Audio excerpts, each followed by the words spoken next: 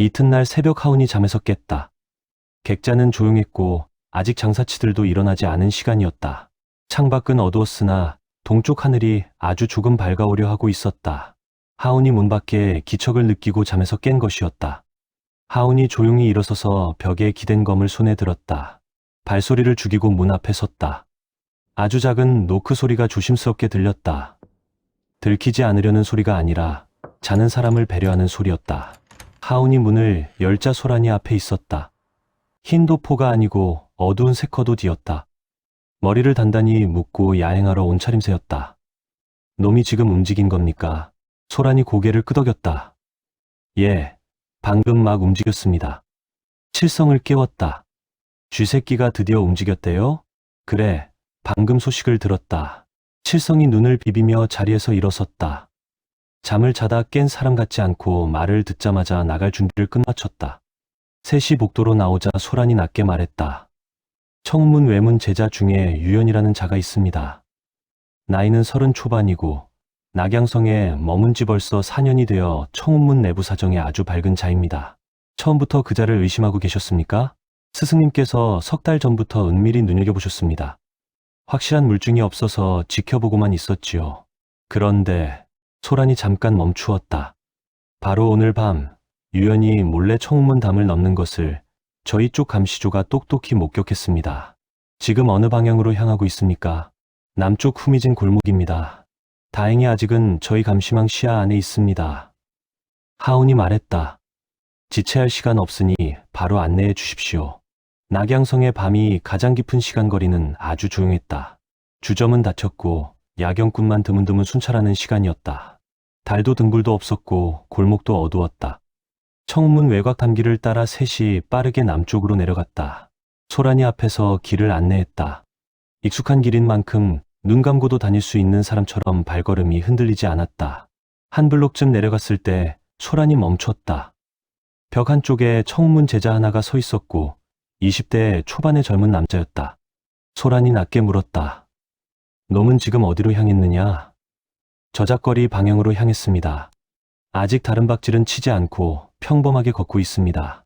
다른 일행 없이 혼자 움직이더냐? 예, 주위에 다른 일행은 없이 철저히 혼자입니다. 하운이 칠성을 봤다.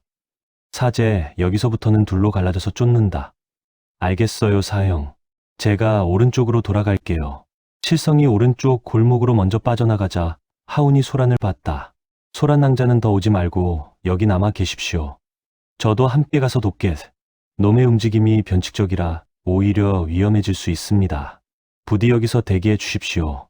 소란이 입을 다물고 고개를 끄덕이자 하운이 어둠 속으로 천천히 들어갔다. 유연을 찾는데 오래 걸리지 않았다. 귀원신법의 기운을 얇게 깔았다. 인적이 드문 새벽 골목 청운문에서 남쪽으로 향하는 단 하나의 인기척이 하운의 감각에 뚜렷하게 잡혔다. 하운이 저작거리 초입 골목의 시야를 확보했다. 두 블록 앞에 사내가 걸어가고 있었는데 중간 키에 좁은 어깨 허리에 검이 없었다. 무기를 챙기지 않은 것으로 보아 누군가와 싸움을 벌이려는 것이 아니라 그저 은밀히 무언가를 전달하러 가는 걸음이 분명했다. 하운이 골목 반대편으로 시선을 돌리자 칠성이 이미 오른쪽에서 평행하게 따라붙고 있었다. 보이지 않았지만 청기가 희미하게 어둠 속에 있었다. 유연히 저작거리 쪽으로 들어서자 하운도 따라 들어갔다. 저작거리 한쪽에 밤새 문을 여는 주점이 있었다. 낙양성 어디에나 있을 법한 싸고 거친 술을 팔며 밤새 문을 열어두는 허름한 주점이었다. 사람들이 제각각 이유로 찾는 주점이었다. 유연히 그 주점 안으로 들어갔다. 주점 맞은편 처마 밑에 다다른 하운은 지나가는 행인처럼 자연스레 걸음을 늦추며 담벼락에 몸을 기댄 채 희미한 불빛이 새어나오는 주점 안쪽으로 시선을 던졌다. 유연히 찾아가 앉은 구석 자리에는 이미 먼저 와서 기다리던 사내가 있었다. 낡은 도포를 두른 40대 상인의 행색이었지만 탁자 위에 올려둔 두툼하고 굳은 살이 박인 손마디는 그가 오랜 세월 무기를 쥐어온 자임을 말해주고 있었다. 사내는 의도한 것인지는 알 수 없으나 왼쪽 얼굴이 어둠에 묻히도록 비스듬한 각도로 앉아 있었다. 하운이 주점 입구 반대쪽 담으로 시선을 옮기자 칠성이 거기 있었다. 가게 창고 그늘 속에 서 있었고 하운과 눈이 마주쳤다. 칠성은 사내의 왼쪽 얼굴을 향해 가볍게 눈짓을 보내더니 이내 각도를 틀어 자신의 왼쪽 귀 아래를 손가락 하나로 천천히 가리켰다. 순간 하오는 짧게 숨을 들이켰다. 칠성의 수신호는 노매의 귀 아래에 흉터가 있다는 분명한 뜻이었다. 주점 안에서 두 사람이 이야기를 나누는 소리는 들리지 않았지만 이내 사내가 유연에게 작은 물건을 건넸다.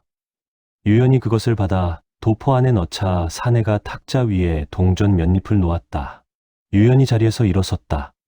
3분도 되지 않았다. 주점 밖으로 빠져나온 유연은 왔던 길이 아니라 저작거리의 더 깊은 안쪽을 향해 방향을 틀었다. 이제 두 놈을 갈라서 쫓아야 할 때였다. 칠성이 먼저 턱끝으로 주점을 가리키며 흉터 사내를 전담하겠다는 뜻을 전해왔고 하오는 짧게 고개를 끄덕인 뒤 유연의 뒤를 밟기 시작했다. 유연이 저작거리 안쪽으로 들어가더니 뜬금없이 멈췄다. 사람이 없는 골목 입구에 이르러 유연이 주위를 한번 둘러봤다. 새벽 어둠에 눈을 적응시키는 것 같았다. 하오는 재빨리 처마 밑 깊은 그늘로 몸을 숨겨 그 시선을 피했다. 이윽고 경계를 마친 유연이 다시 좁고 캄캄한 골목 안으로 파고들기 시작했다. 하온이 따라갔지만 골목이 좁아질수록 숨을 곳이 없었다. 하온이 다시 거리를 벌려 소리를 죽이고 걸었다. 발 앞에 자갈 위치를 기운으로 먼저 읽으면서 밟았다. 유연이 돌벽에 다가서서 멈추고 뒤를 보자 하온과 눈이 마주쳤다. 짧은 정적이 끝나고 유연이 뒤를 돌지 않고 벽 쪽으로 몸을 틀었다. 품에서 사내에게서 받은 무언가를 꺼내 벽의 돌 사이 틈에 그것을 밀어 넣으려 했다. 하온의 신형이 한 줄기 벼락처럼 매섭게 쏘아져 나갔다. 단 3걸음 만에 거리를 좁힌 하온의 단단한 악력이 유연의 손목을 우악스럽게 낚아챘다. 검이 없었지만 훈련된 청문 제자였다. 그는 잡힌 손목을 기묘한 각도로 낚아채듯 빼내더니 그대로 팔꿈치를 역방향으로 틀어 하온의 명치를 향해 맹렬하게 밀어붙였다. 그러나 하온은 그 날카로운 반격을 당황하는 기색 하나 없이 여유롭게 받아냈다. 유연의 팔이 빗나가자 하온이 유연의 등 뒤로 돌아서며 팔을 꺾어 잡아 벽에 붙였다. 유연이 숨을 거칠게 쉬며 버텼다. 당장 이 손 놓지 못할까. 순순히 놔드릴 수는 없습니다. 이건 철저히 청운문 내부의 일이다. 외부인인 내 놈이 함부로 끼어들 일이. 청운문 외곽에서 이미 사람 둘이 잡혔습니다. 묵공부의 왕철과 그 연락책 말입니다. 그 이름을 듣자 유연이 멈짓했고 하온이 말을 이었다. 왕철과 연락이 끊겼다는 걸 다른 쪽에 전하려던 겁니까? 아니면 아까 그 사내에게 새로운 지시라도 받아온 겁니까? 대답이 없어 하온이 유연이 쥐고 있는 것을 빼냈다. 유연의 손에서 작은 나무패가 손쉽게 빠져나왔다. 가운데 흑이라는 글자 하나가 새겨진 나무패였다. 골목 입구로 돌아왔을 때 칠성이 서 있었고 그 옆에 소란이 있었다. 기다리지 말라고 했는데 왔던 것이었다. 소란이 유연을 봤고 유연도 소란을 봤다. 긴 침묵 속에 소란이 먼저 말했다. 결국 당신이었군요, 유연. 유연이 수치인지 체념인지 알기 어려운 자세로 고개를 숙였다. 소란이 더 말하지 않자 칠성이 하온 옆으로 와서 낮게 말했다. 제가 쫓던 흉터 사내 말입니다. 주점에서 곧바로 빠져나갔어요. 놈의 방향은 북쪽이었습니다. 더 바짝 따라붙으면 눈치를 챌 것 같아서 일단 멈추고 돌아왔습니다. 하온이 칠성을 봤다. 그 놈의 얼굴은 똑똑히 확인했느냐? 네, 아주 확실하게 새겨두었죠. 나는 유연에게서 이 나무패를 빼앗았다. 칠성이 하온이 쥔 나무패를 봤다. 흑마교의 다음 지시가 담긴 물건이겠네요. 그래, 내 생각도 같다. 소란이 다가왔다. 그 흑색 나무패는 제게 넘겨주십시오. 하온이 소란에 흔들리지 않고 조용한 눈을 봤다. 본문의 일이니 스승님께 직접 드려야 합니다. 하온이 나무패를 소란에게 건네자 소란이 그것을 꼭 쥐고 유연을 봤다. 이제 그만 본문으로 같이 가시지요. 유연이 눈이 붉어져 있었고 천천히 고개를 들었지만 아무 말 없이 소란의 뒤를 따라갔다. 동쪽 하늘이 희뿌옇게 열리며 새벽이 밝아오고 있었다. 저작거리에서 새벽장 열 준비를 하는 소리가 희미하게 들려왔다. 하온과 칠성이 골목 입구에 나란히 서자 칠성이 말했다. 이제 이번 일은 완전히 다 끝난 건가요? 적어도 청운문 내부의 첩자 일은 확실히 끝이 났지. 하지만 도망친 그 흉터 사내가 아직 남았네요. 그래, 그놈이 진짜 몸통일 테니까. 북쪽으로 달아났다면 은신처도 낙양성 북쪽 어딘가에 있겠죠. 설무 어르신께 정보를 전달하면 곧바로 찾아내실 거다. 칠성이 하늘을 올려다봤는데 새벽빛이 골목 위로 조금씩 내려오고 있었다. 유연이라는 그 사람, 대체 왜 그런 짓을 저질렀을까요? 우리로서는 짐작조차 할 수 없는 일이지. 재물에 눈이 먼 건지, 협박을 당한 건지, 아니면 또 다른 말 못할 사연이라도 있는 건지. 그건 소란 낭자를 비롯한 청운문 사람들이 직접 듣고 알아서 판단할 일이다. 칠성이 고개를 끄덕였다. 그래도 일이 잘 마무리되면 저한테는 아버지 이야기를 더 들을 수 있는 좋은 기회가 생기겠죠. 소란 낭자가 분명 그리 말하지 않았느냐. 반드시 기회를 마련해 주겠다고 말이다. 그래도 당분간은 청운문 내부가 무척이나 어수선할 것 같아서 걱정이네요. 시간이 조금 흐르면 다 자연스레 제자리를 찾을 거다. 칠성이 발걸음을 떼었다. 일단 밥이나 먹으러 가시죠. 지금쯤이면 새벽장이 활짝 열렸을 거예요. 하운이 따라 걸었다. 아침엔 역시 뜨끈한 소면이지. 당연하죠. 이렇게 밤을 꼬박 새운 이른 시간에는 소면만 한 게 없으니까요. 어둡고 좁은 골목 끝을 완전히 빠져나오자 눈부시게 활기찬 낙양성의 싱그러운 스덕 전경이 두 사람의 눈앞에 탁 트이듯 펼쳐졌다. 부지런한 장사치들이 길목마다 목청을 돋우며 신선한 물건을 진열한 좌판을 펼치기 시작했다. 어둠 속에서 추격전을 벌였던 하운과 칠성 역시 언제 그랬냐는 듯 그 평범하고 활기찬 인파 속으로 자연스럽게 섞여 들어갔다. 그것은 강호의 무거운 암투마저 따스하게 품어 안는 거대하고 찬란한 낙양성의 아침이었다. 화생당 뒷문을 두드린 것은 아침 해가 막 뜬 직후였다. 설무가 문을 열자 두 사람을 보고 아무 말 없이 들였다. 뒷방에 들어가 앉자마자 하운이 말을 꺼냈다. 어젯밤 그 흉터 사내를 확실히 찾았습니다. 설무가 눈을 조였다. 유연이 접선하던 차 말인가? 예, 유연이 저작거리 안쪽 주점에서 은밀히 만났습니다. 40대에 낡은 도포를 두른 상인 차림이더군요. 왼쪽 귀 아래에 분명한 흉터가 있었습니다. 설무가 움직이지 않았다. 그 흉터를 아주 확실히 보았느냐? 곁에 있던 칠성이 두 눈으로 똑똑히 확인했습니다. 칠성이 말했다. 귀 아래 흉터가 선명하게 있었습니다. 제 눈으로 본 것이니 아주 확실합니다. 설무가 자리에서 일어서서 지도 앞으로 갔다. 낙양성 북쪽을 손가락으로 짚으며 주점을 나와 북쪽으로 달아났다고 했지. 예, 어르신. 저작거리에서 곧장 북쪽 방향으로 사라졌습니다. 설무가 지도에서 손을 떼지 않고 말했다. 낙양성 북쪽 구역에는 여러 객잔이 흩어져 있다. 한 달 전쯤 정보망에 걸린 소문에서 이놈이 묵는다고 의심받던 곳이 딱 두 군데였지. 그중 하나는 이미 텅 비었고 남은 하나는 바로 그가 손가락을 북문 안쪽대로 옆으로 옮겼다. 아마도 이 부근에 숨어 있을 가능성이 아주 높다. 하운이 지도를 봤다. 저희가 당장 거기로 쳐들어가기를 원하십니까? 섣불리 움직일 때가 아니다. 아직은 기다려야 해. 설무가 자리로 돌아와 앉았다. 이놈은 이전에 잡은 단순한 연락책 찌끄러기가 아니다. 낙양성 일대에서 흑마교 거점을 총괄 관리하는 중간급 살수다. 함부로 쑤셨다간 그 윗선에 있는 진짜 몸통들이 깊숙이 잠적해버릴 거다. 그렇다면 어찌해야 합니까? 일단 놈의 동태를 조용히 지켜본다. 은신처에서 어디로 움직이는지, 누구와 접선하는지 감시망을 좁히는 거지. 이틀 정도면 전체 조직의 윤곽이 드러날 거다. 칠성이 물었다.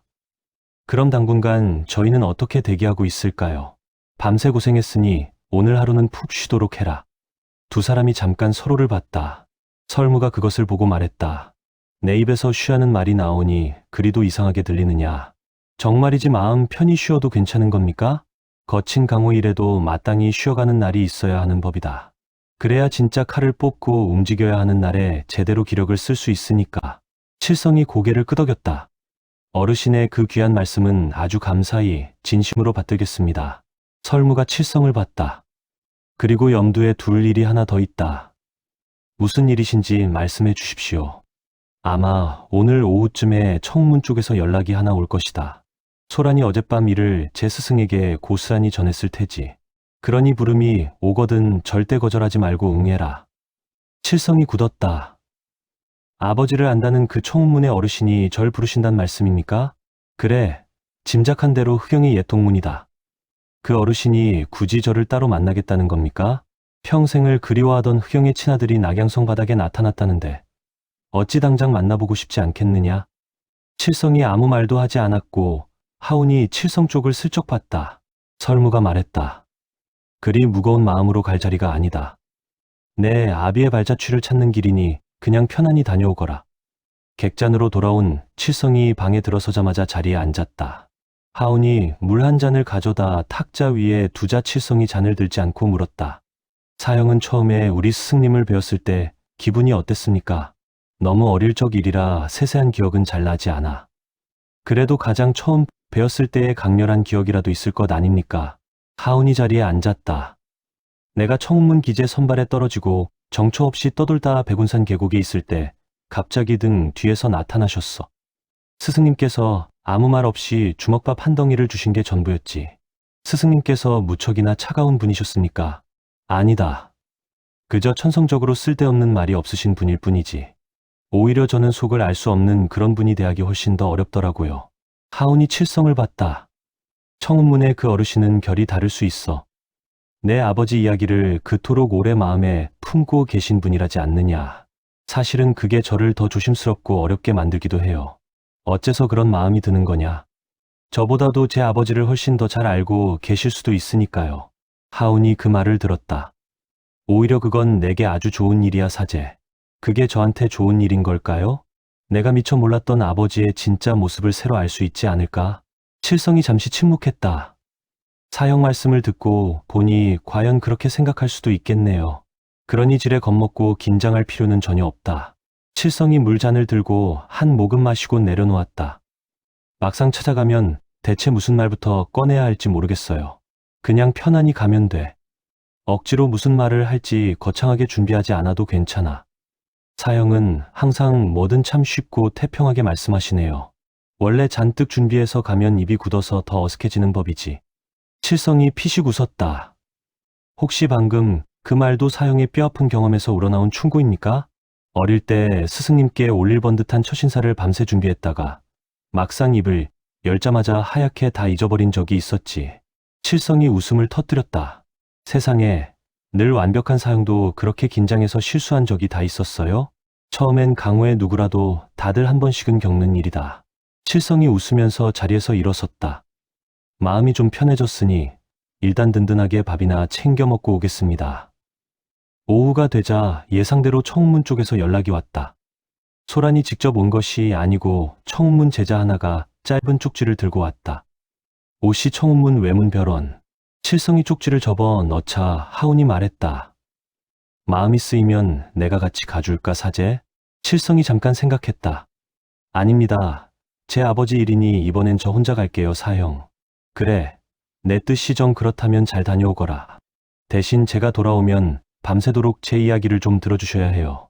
얼마든지 들어줄 테니 다 쏟아내도 좋다. 칠성이 검을 챙기다가 멈췄다.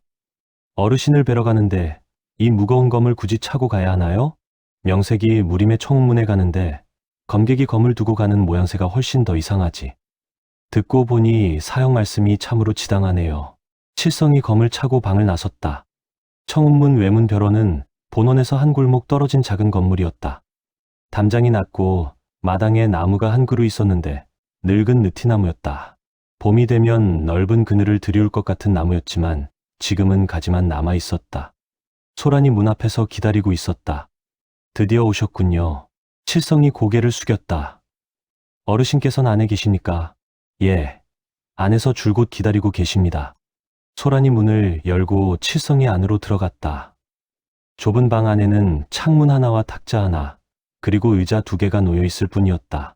사방의 벽은 허전할 만큼 비어 있었고 일체의 치장도 허락하지 않은 방 안에는 주인이 머문 기나긴 세월만이 조용히 내려앉아 있었다. 그 탁자 앞에 한 노인이 앉아 있었다. 고이는 좋기 넘어 보이는 나이.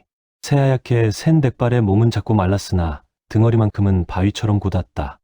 수십 년을 한결같이 수련해 온 무인의 꼿꼿함이었다. 깊게 팬 주름 속 눈동자는 기이하리만치 고요했다. 숱한 풍파를 겪어내고 만물을 꿰뚫어 보는 묵직하고도 깊은 안광이었다. 노인과 칠성이 아무 말 없이 서로를 바라보고 있었다. 노인이 천천히 입을 열었다. 일단 편히 자리에 앉거라. 칠성이 맞은편 의자의 자리를 잡자 노인의 깊은 시선이 칠성의 얼굴에 머물렀다. 노인은 미동교차 없는 눈빛으로 칠성을 찬찬히 뜯어보았다. 과연 흑영 그 녀석과 무척이나 닮았구나. 칠성이 대답하지 않았다. 특히 그 고집스러운 눈매가 꼭 닮았어. 뒤로 떨어지는 옆선도 그렇고. 어르신의 조남이 어떻게 되시는지요? 나는 청운문 외문수석을 맡고 있는 단유라고 한다. 제 이름은 칠성이라고 합니다. 그래, 소문을 들어 익히 알고 있다. 단유가 단단하게 보이는 손으로 차를 따르며 말했다. 우리 소란이한테 대강 다 전해 들었다. 어젯밤 수고해준 일도, 낙양성에서 내가 한 일들도 말이다. 저희가 청운문에 조금이라도 도움이 되었는지 모르겠습니다. 충분히 큰 도움이 되었다. 단유가 찻잔을 칠성 앞에 밀었다. 차가운 기운이 돌기 전에 어서 마셔라. 칠성이 차를 마시자 단유가 말했다. 네, 아비의경이 청운문에 찾아온 게 내가 막 30이 되었을 무렵이었다. 칠성이 잔을 내려놓고 들었다. 제 발로 먼저 찾아왔었지. 당당히 문을 두드리고 들어와서는 자신이 어떤 자인지 밝혔다. 흑마교에 몸담았던 자라고. 지금은 시선했으나 그런 어두운 과거가 있다고. 그 담담한 고백이 전부였지.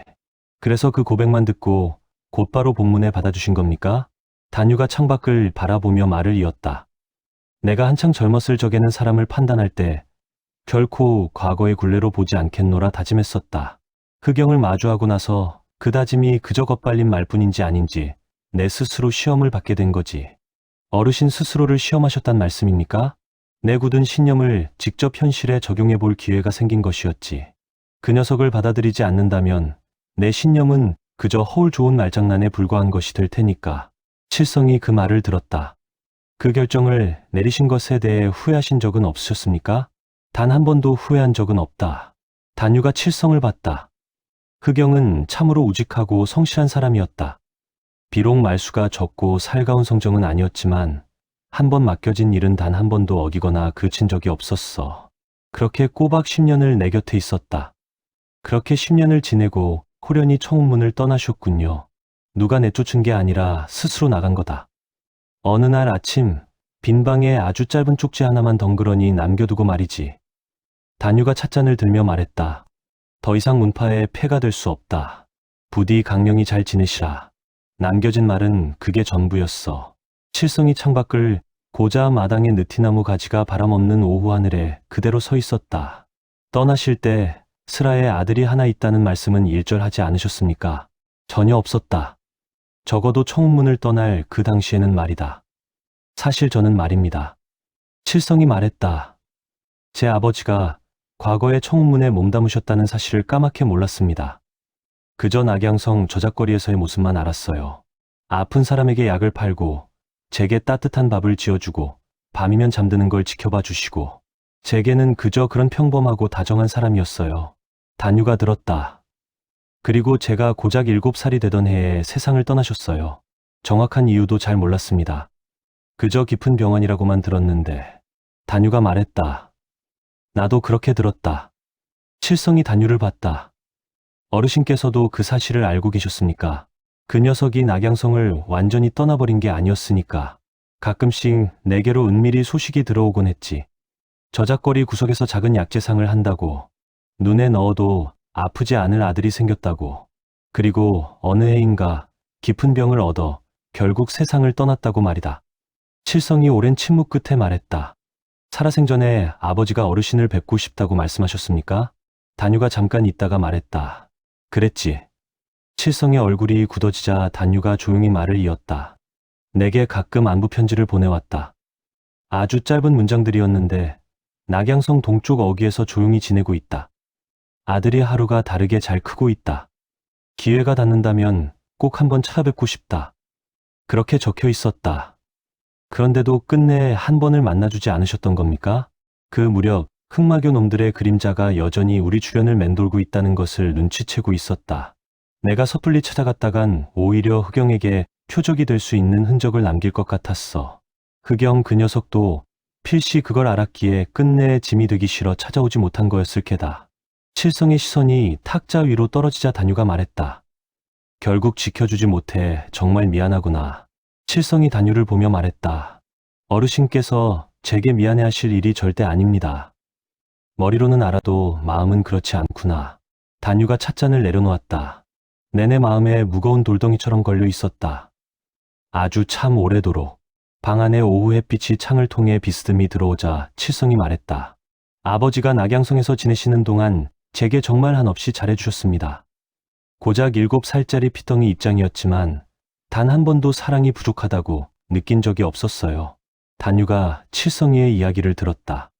그러니까 아버지는 무척이나 행복하게 잘 지내셨습니다. 이건 제 진심이에요. 단유가 달라진 눈빛으로 칠성을 보며 말했다. 내 마음의 짐을 덜어주려고 일부러 그 말을 해주러 온 것이냐? 그저 화생당의 설모 어르신께서 오늘 하루는 푹 쉬라고 등을 떠미셔서 오게 된 것뿐이에요. 단유가 피식 소리를 내며 조용한 웃음을 지었다. 무뚝뚝한 설모 그 친구는 세월이 흘러도 여전히 참 그런 식으로 틱틱대며 말하는구나. 두 분께서도 예전부터 서로 잘 아시는 사이십니까? 이 좁은 낙양성 바닥에서 10수년을 함께 굴은 아주 오래된 인연들이지. 단유가 자리에서 천천히 일어섰다. 나가서 마당을 천천히 한 바퀴 걷고 오너라. 갑자기 마당은 왜 걸으라 하시는 겁니까? 내 놈이나 나나 좁은 방구석에 너무 오래 앉아 있었다. 찌뿌둥하니 좀 움직이자꾸나. 마당의 느티나무 아래를 단유와 칠성이 천천히 걸었다. 서두르지 않는 걸음으로 느티나무 아래를 한 바퀴 돌자 단유가 나무를 올려다봤다. 네, 아비의경이 생전에 이 나무 아래서 말없이 자주 앉아 쉬곤 했었다. 칠성이 나무를 보며 말했다. 봄이 오면 이파리가 무성해져서 제법 시원하고 그늘이 넓겠습니다. 아주 넓고 시원하지. 그래서 무더운 여름날이면 제자들이 다들 이 나무 밑에 모여서 수련을 하곤 했단다. 칠성이 나무 기둥을 한 번 봤다. 나중에 이곳에 봄이 찾아오면 다시 한번 찾아와도 괜찮겠습니까? 단유가 칠성을 봤다. 앞으로 이 낙양성에 꽤 오래 머물며 지낼 참인게냐? 아직 확실히는 모르겠습니다. 내심 그리 길게 머물게 되었으면 하고 바라고 있기도 하고요. 단유가 고개를 끄덕였다. 언제든 편히 찾아와도 좋다. 널 위해 문은 항상 열어두마. 칠성이 고개를 숙이고 벼런을 나오자 소란이 문 밖에서 기다리고 있었다. 스승님과의 만남은 어떠셨습니까? 무척이나 따뜻하고 좋은 분이십니다. 소란이 작게 웃었다. 본래 그렇게 말씀이 많으신 분이 결코 아닌데 오늘은 유독 길게 이야기를 나누셨네요. 제가 어르신의 귀한 시간을 너무 오래 빼앗은 것이었군요. 아닙니다. 스승님께서 누군가와 그리 오래 마주 앉아 계신 건 정말 드문 일이라서요. 칠성이 벼런담을 한번 돌아봤다. 느티나무 꼭대기가 담 너머로 조금 보였다. 이런 귀한 자리를 마련해 주셔서 정말 고맙습니다. 소란 낭자.